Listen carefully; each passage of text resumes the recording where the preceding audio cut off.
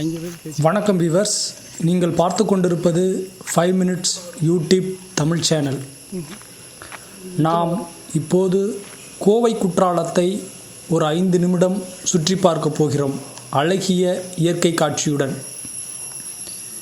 இங்கு 50 ரூபாய் நுழைவு கட்டணம் செலுத்திவிட்டு உள்ளே சென்றால் 1 கிலோமீட்டர் அளவுக்கு நடந்து செல்லும் ஒரு காட்டுப்பாதையில் 1 கிலோமீட்டர் நடந்து செல்ல வேண்டும்.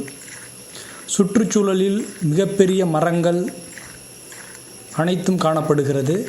இங்கு ஒரு தொங்கு பாலம் காணப்படுகிறது. அது இப்போது பழுதடைந்துள்ளதால் அதன் வழியே செல்வதற்கு அனுமதி மறுக்கப்பட்டுள்ளது.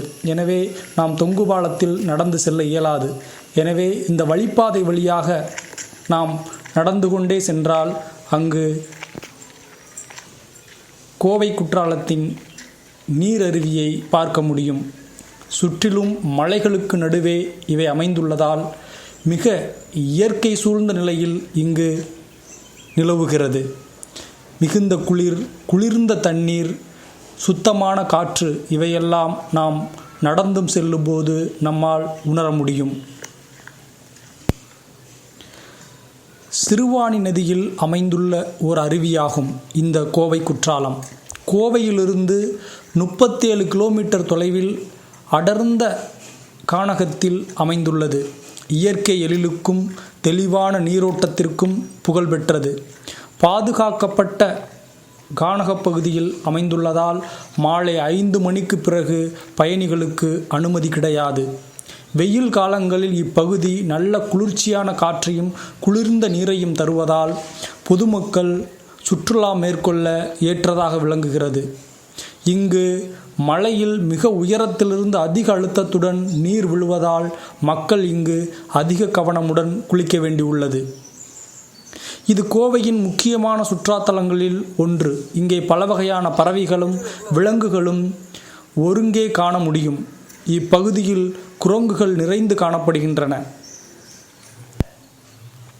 கோவையிலிருந்து சாவடியில் வரை அரசு பேருந்து செல்கிறது. அங்கிருந்து அரை மணி நேரம் நடந்தால் கோவை குற்றாலத்தை அடையலாம். இங்கு வரும் சுற்றுலா பயணிகளுக்கு தேவையான பாதுகாப்பு ஏற்பாடுகளை வனத்துறை செய்யவில்லை என்ற குற்றச்சாட்டு உள்ளது. ஆனால் இப்போது இங்கு அந்த குற்றச்சாட்டு நீங்கி நம்மை பாதுகாப்பாக அழைத்து சென்றுவிட்டு மீண்டும் அதே வாகன வண்டியில் திரும்ப கொண்டு வந்து நம்மை இறக்கிவிட்டு செல்கிறார்கள். இந்த அருவி காருண்யா பல்கலைக்கழகத்திலிருந்து 6 கிலோமீட்டர் தொலைவில் உள்ளது. சாவடிச்சாலையில் நுழைவு கட்டணம் வசூலிக்கப்படுகிறது. கோவையிலிருந்து சிறுவாணி மற்றும் சாடிவாயில் செல்லும் பேருந்துகள் இங்கு செல்கின்றன. அருகாமையில் உள்ள பிற சுற்றுலா தலங்களை நாம் கண்டும் கழிக்கலாம். வருடத்தின் பெரும்பாலான நாட்கள் இங்கே சீசன் நாட்கள்தான். அதுவும் கோடை காலத்தில் கோவை வாசிகளின் சிக்கனமான பட்ஜெட் பயணத்துக்கு இதுதான் சிறந்த சுற்றுலா தலம். குடும்பத்துடன் காலை கிளம்பி மாலை திரும்ப அதிகபட்சம் 1000 ரூபாய் இருந்தால் போதும். கோவை நகரிலிருந்து போரூர் கோயிலை தாண்டி சிறுவாணி சாலையில் வேகமெடுத்து காருண்யா கல்லூரி வளாகம் கடந்தால் அத்தனை அழகாக எழுந்து நிற்கிறது மேற்கு தொடர்ச்சி மலைத்தொடர். இதனுள் தான் ஒளிந்து கிடக்கிறது கோவை குற்றாலம் அருவி. சில கிலோமீட்டர் உள்ளே சென்றதும் இது தமிழ்நாடு என்பதை நிச்சயம் நாம் நம்ப மாட்டோம். அவ்வளவு இதமாக அடர்த்தியான குளிராக இருபுறமும் நெருக்கமாக நிற்கும் பசுமை மரங்களால் சூழப்பட்டிருக்கிறது அந்த சாலை.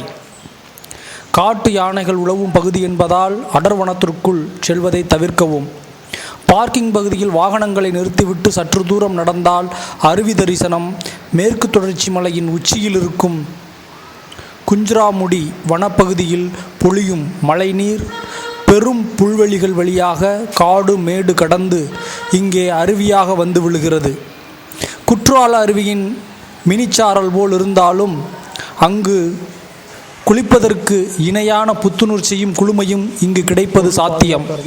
அருவியின் சுற்றுவட்டார பகுதிகளில் சில்லென்ற குற்றுலாச்சாரலும் உண்டு. மாலை 5:30 மணி வரைதான் அருவியில் குளிக்க அனுமதி. வழுக்கும் பாறைகள் அங்கங்கே நிறைய இருக்கின்றன. உற்சாக மிகுதியில் அத்துமீறி அங்கு செல்ல வேண்டாம். கோவை குற்றாலத்தில் இப்போது சுற்றுலா பயணிகள் தங்குவதற்கு சில வசதிகளை செய்து தந்துள்ளது வனத்துறை. செயற்கையான மர வீடுகளை அழகாக உருவாக்கி வைத்துள்ளார்கள். ஒரு நாள் மதியம் 12 மணியிலிருந்து மறுநாள் மதியம் 12 மணி வரை தங்குவதற்கு ரூபாய் 2000 கட்டணம். உணவு உள்ளிட்ட அத்தனை விஷயங்களும் அறையை தேடி வந்துவிடும். இந்த அறையில் ஏசி வசதியும் உண்டு, வாட்டர் ஹீட்டரும் உண்டு. இரவு நேரத்தில் வனத்துக்குள் விலங்குகளின் சத்தத்தையும் பூச்சிகளின் இரைச்சலையும் கேட்டு ரசிக்கலாம். தமிழ்நாட்டில் உள்ள எல்லா சுற்றுலா மையங்களுக்கும் இருக்கும் அதே மாசு பிரச்சனையை கோவை குற்றாலமும் அனுபவித்ததுதான் சோகம். புகை, மது, பிளாஸ்டிக் விஷயங்களுக்கு தடை என்று முகப்பிலேயே எச்சரிக்கை விடுத்துள்ளது வனத்துறை. ஆனாலும் இவற்றை மறைத்து எடுத்து சென்று பயன்படுத்துவதுதான். காட்டுக்குள்ளே அதை வீசிவிட்டும் செல்கின்றனர் சுற்றுலா பயணிகள். வாரந்தோறும் திங்கட்கிழமை சுற்றுலா பயணிகளுக்கு நோ என்ட்ரி போட்டுவிட்டு கஷ்டப்பட்டு அத்தனையும் சுத்தம் செய்கிறது வனத்துறை.